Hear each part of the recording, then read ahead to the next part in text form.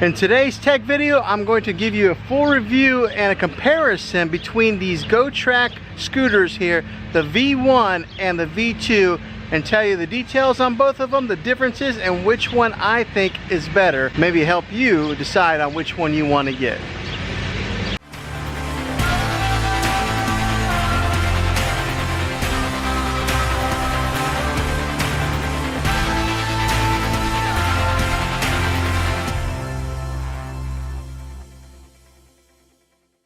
Before we dive into this video, if you will, go ahead and hit that subscribe button and turn on your bell notification so you can get notified whenever I release a new video.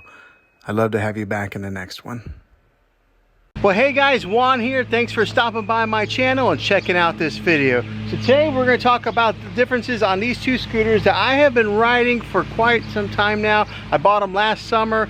I bet we probably got about 6 months of use in these scooters. So I'm going to give you my detailed review on these to help you in deciding which one you want to get. So let's go ahead and take a good look at these, and we're going to start off with talking about the version 1, and then we'll go on to the version 2, and then we'll talk about which one I think is better. So let's go ahead and dive into this. Alright, so here it is. This is the V1, the GXL commuter scooter V1, and these are the future of riding scooters. Back when I was a kid, you actually had to pedal with your foot. But long gone are those days, and now are the days of the future where it's electric scooters and kids can be a little bit more lazy now whenever they're riding. This scooter here has an 8.5 air-filled tires that can easily ride over bumps and cracks in the city streets and sidewalks. The GXL is a powerful scooter, yet with a boosted motor of a 250 watt and a 36 volt battery.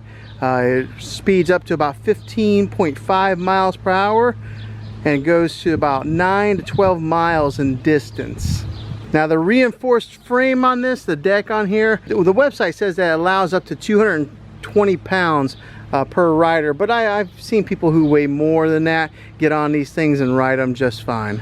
So this thing goes about 15.5 miles per hour, depending on the rider. I mean, if you weigh a little bit more, it doesn't go that fast, but I think 15 miles an hour is plenty fast enough for these scooters. This version 1 scooter weighs 26.4 pounds, and the measurement from the deck all the way up to the handlebars is 38 inches. So that gives you a pretty good idea of the sizing on this scooter if it would fit you. Okay, so now also on the V1, it's got these two buttons here. This is your brake, and then this is your gas. To turn this thing on, there's a one button right here in the middle. They make it pretty simple to use. All you do is push on that one button. Hopefully you can see, it might be a little bit harder. It says 0 miles per hour. It's got the 4 dots there on the gauge that show you the battery life. So it starts ticking down per, after you start riding it for a little while. But there's not a whole lot to it. What you do is you would hit that button again and it turns on the light. You see that light icon at the top there, and then you push it again, real fast, just once, and then it turns the light off. If you hold down on the button, it starts flashing number 2. So it's got like a first speed and a second speed to this thing. Of course, the number 2 is faster. And then to turn it off, all you do is hold down on the button for about 3 seconds, and then it goes off. So whenever you are riding this thing, if you do ride it on the number 1 that comes up on the screen, it usually rides up to about 8 miles an hour. Whenever you put it on number 2 to go a little bit faster, that's when it starts to ride up to about 15 miles an hour. Also here on the V1, it's got this foot brake here. So you have a brake here on the handlebars, and then you got one on the foot right there also. Okay, it's got a kickstand here on the side. You flip that up so that way you can fold it down. Now folding this thing down is easy peasy. All you do is there's this red lever, you pull down on it like that, and then take it straight down just like so.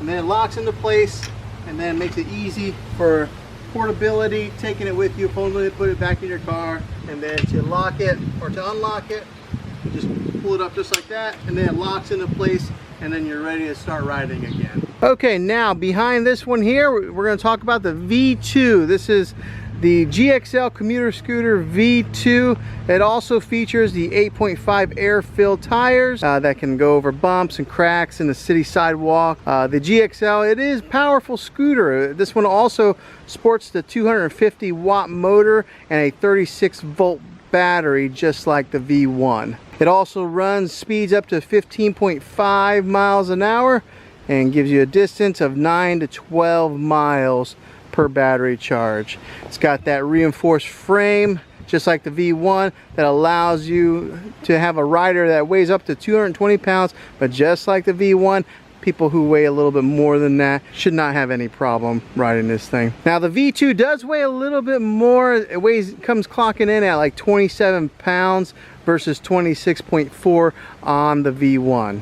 The same distance from the deck to the handlebars is 38 inches, just like the V1. Now, some of the differences between the V2 and the V1 is here on the V2, it's got like a handbrake, just like a bicycle, versus the V1 has that button there. So that's a subtle difference there. Also, it comes with this bell, so that way you can signify, you know, or warn people whenever you're driving down a bike path similar to something like this. If you're riding on a bike path like this, one that gets pretty crowded, you can tell people your heads up, you're on the way.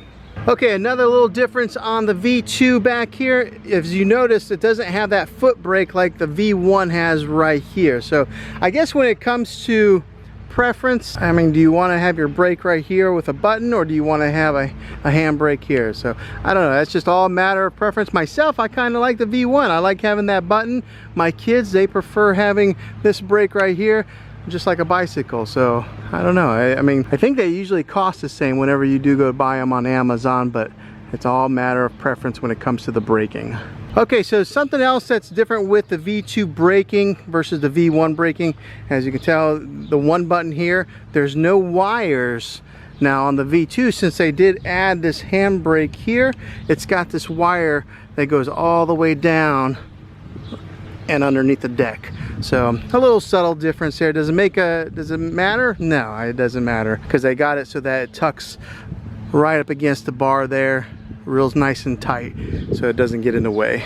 Now, some of the cosmetic differences, as you can tell, this one here has got that decal right here, this white decal that says Gotrax, which resembles the Bird scooters. If you're a fan of commuting in the big cities, the Bird scooters have that branding where it's got a big old white stripe like that versus having a more of a minimal black look like that.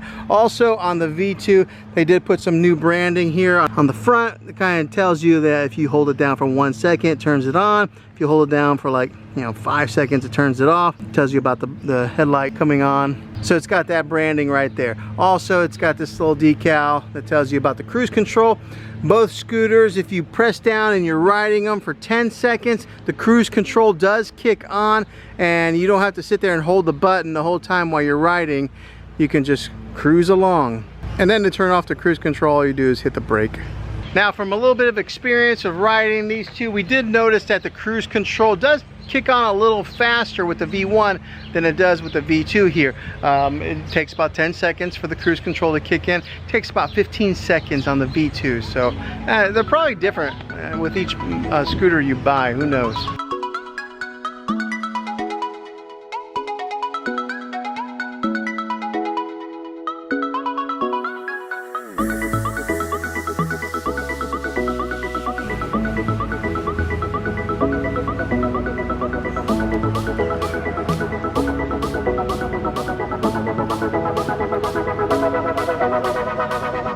Alright, so that's my comprehensive review of the GXL V1 and V2. Hopefully this video was helpful to you in deciding on which one you want to get. Now, my opinion, I think I like the V1 still better than the V2. I think mainly because I like having this button here to brake versus having like a bike style handbrake. So it's all based on preference on which one you like. They both have a lot of the same specs. There's some minor differences, but I'm still a fan of the V1. So hopefully this helped you deciding in which one you want to get. If it did, make sure you throw a thumbs up on this video. Go ahead and subscribe to my channel. I make tech videos all the time, and I'd love to have you back in the next one. Until then, get out there and be creative.